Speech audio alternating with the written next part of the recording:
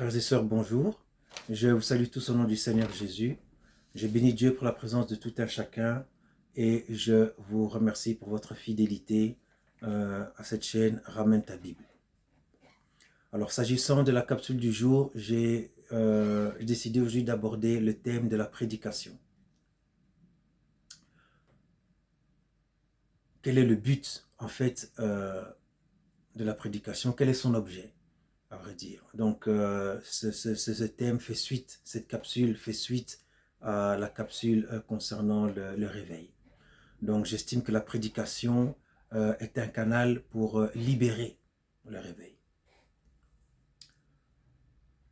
En ce sens, l'exhortation sera tirée de la Bible, comme d'habitude. Nous irons dans l'évangile de Luc au chapitre 4, verset 18. Donc, la Bible dit ceci: « L'Esprit du Seigneur est sur moi, car il m'a oint pour apporter une bonne nouvelle aux pauvres, pour guérir ceux qui ont le cœur brisé, annoncer aux captifs la délivrance et aux aveugles le recouvrement de la vue, laisser aller libres les opprimés et publier une année de grâce de la part du Seigneur. » Alors, à proprement parler, j'estime qu'une prédication doit avoir 4 objets. Premièrement, présenter Jésus-Christ, présenter le Seigneur Jésus dans son amour, dans ses bienfaits, dans sa parole notamment. Deuxièmement, faire accepter Jésus-Christ comme Seigneur et Sauveur. Troisièmement, conduire à la repentance.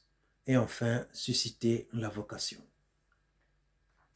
Alors, s'agissant du premier point, présenter Jésus-Christ dans son amour, dans ses bienfaits ou dans sa parole. Dans les textes que nous avons lus, il est dit qu'il est venu pour annoncer une bonne nouvelle aux pauvres.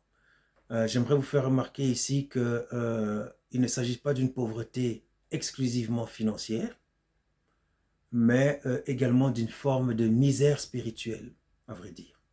Surtout une forme de misère spirituelle qui se caractérise par l'absence, ou par, je dirais plutôt par la non-présence de Christ dans nos vies, dans la vie d'une personne. Évidemment, cette absence ou cette non-présence de Christ dans nos vies peut laisser le champ libre à une vie soit dissolue, une vie de débauche, ou en tout cas une vie d'ignorance qui ne permet pas d'avoir une spiritualité épanouie, en vérité. Pour ce qui est des cœurs brisés, il s'agit ici essentiellement des blessures de l'âme. Vous savez, beaucoup d'entre nous souffrent de maladies émotionnelles qui sont dues parfois à des traumatismes qu'on a vécus, parfois à des difficultés relationnelles. Vous savez qu'il y a essentiellement 5 blessures de l'âme qui ont été répertoriées par Lise Bourbeau, dont elle a fait mention dans un livre intitulé « Les 5 blessures de l'âme qui empêchent d'être soi ». Il s'agit de la trahison, du rejet, de l'abandon, de l'humiliation et de l'injustice. Donc certains psychologues disent qu'il y en a d'autres, mais en tout cas, les 5 que je viens de citer sont les plus récurrentes et les plus courantes. À ces 5 blessures, Jésus répond généralement par la compassion. Vous savez, Jésus nous aime. La Bible dit que Dieu a tant aimé le monde qu'il a donné son Fils unique, afin que quiconque croit en lui ne périsse point, mais qu'il ait la vie éternelle. Lorsque nous manquons d'amour, nous devons savoir qu'en Christ, on peut puiser une quantité d'amour infinie, incommensurable. Pour ce qui est du troisième élément, donc annoncer aux captifs la délivrance, c'est essentiellement ceux qui sont oppressés, ceux qui sont enfermés dans des prisons spirituelles et qui mènent une vie d'oppression, de frustration, ceux qui sont dans des situations de burn-out, de dépression également. Jésus parle également des aveugles à qui il permet de recouvrer la vue, parce que souvent lorsqu'on est dans des situations comme ça, on ne sait pas d'où ça vient. Tu ne peux pas voir, tu ne peux pas joindre les tenants aux aboutissants. Alors pour te permettre de voir clair, Christ envoie sa lumière. La Bible dit, il a envoyé sa parole et sa parole les guérit. Ensuite, il parle des opprimés.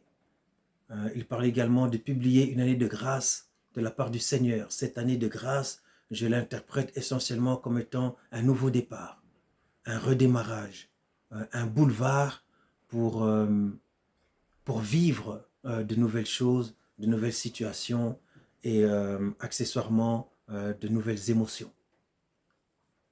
Donc, tout ça, c'est pour ce qui est du premier point. Présenter Jésus-Christ, le présenter dans son action messianique et en l'occurrence à travers les différents éléments que je viens de citer ici. Alors le deuxième point pour lequel a vocation une prédication, c'est de faire accepter Christ comme Seigneur et Sauveur. Vous savez, Jésus-Christ règne. En ce sens, j'aime présenter l'œuvre de la croix, parce que c'est lorsqu'il est monté à la croix que Dieu l'a souverainement élevé et lui a donné le nom au-dessus de tout nom, afin que tout genou fléchisse dans les cieux, sur la terre et sous la terre, et que toute langue confesse que Jésus-Christ est Seigneur à la gloire de Dieu le Père. Donc c'est écrit dans l'épître aux Philippiens, au chapitre 2, verset 9. À vrai dire, l'œuvre de la croix a pour but essentiellement de replacer l'homme dans une situation de position normale vis-à-vis de Dieu, vis-à-vis de Dieu le Père. Et c'est à la croix que Christ nous a libérés de toutes ces de mauvaises pulsions, des liens du diable, des liens de l'enfer, des liens de la mort. C'est à la croix qu'il a versé son sang, lequel nous a été versé pour la rémission de nos péchés. Et c'est à la croix que Christ nous a rachetés et justifiés. La justification, c'est justement cet acte par lequel Christ nous replace dans une position normale vis-à-vis de Dieu. Ça nous amène au troisième point. Il s'agit de conduire ton auditeur à la repentance. Vous savez, dans le livre des Actes, chapitre 2, verset 38, Pierre dit ceci, s'adressant aux Israélites. Il dit, repentez-vous pour le pardon de vos péchés et recevez le don du Saint-Esprit, car la promesse est pour vous, pour vos enfants et pour tous ceux qui sont au loin, en aussi grand nombre que le Seigneur notre Dieu les appellera. Donc ce verset synthétise les points 3 et 4, en vérité. En fait, qu'est-ce qui s'est passé? Pierre s'adressant aux Israélites qui viennent de crucifier Jésus, en vérité. Ceux qui ont crucifié Jésus, ceux qui ont plaidé pour la mise à mort du Christ. Après la Pentecôte, ils réalisent qu'ils ont commis une erreur. Ils réalisent qu'en vérité, il était bel et bien le Messie, qu'il était bien le Fils de Dieu. Et ils demandent à Pierre, qu'est-ce qu'on peut faire maintenant? Maintenant qu'on l'a tué, maintenant qu'il a été crucifié, qu'est-ce qu'on peut faire? Et Pierre leur dit, repentez-vous pour le pardon de vos péchés. Ça veut dire, mon frère, ma sœur, que quel que soit le péché qui te tarabuse, quel que soit le péché dont tu as conscience, quelle que soit la faute pour laquelle tu culpabilises, quand tu viens auprès du Seigneur, demande pardon. Demande simplement pardon à Dieu. Il suffit seulement de lui dire, Seigneur, je te demande pardon. Et Dieu te pardonne si tu fais cet acte avec un cœur sincère, avec un cœur repentant. Christ nous pardonne nos péchés, c'est la raison pour laquelle il est monté à la croix, afin que nous soyons pardonnés de nos péchés et que nous soyons libérés de la puissance qui nous pousse à délibérément faire le mal.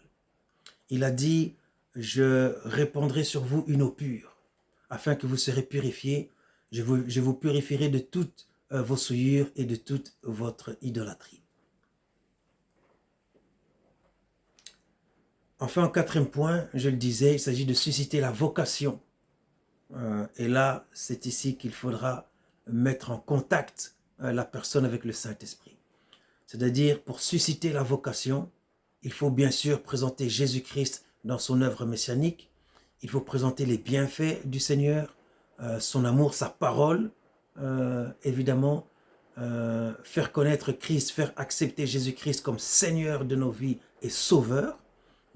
Je disais donc le salut, nous sommes sauvés dès lors que nous sommes repositionnés dans une situation de justice, de position normale avec Dieu le Père. Ensuite, il est question de se repentir de ses fautes parce que tout un chacun, lorsque tu as entendu parler de Christ la première fois, tu sortais d'une vie type, d'une vie donnée, tu sortais d'une certaine vie et tu réalises que cette vie que tu as menée parfois n'est pas conforme avec la parole de Dieu.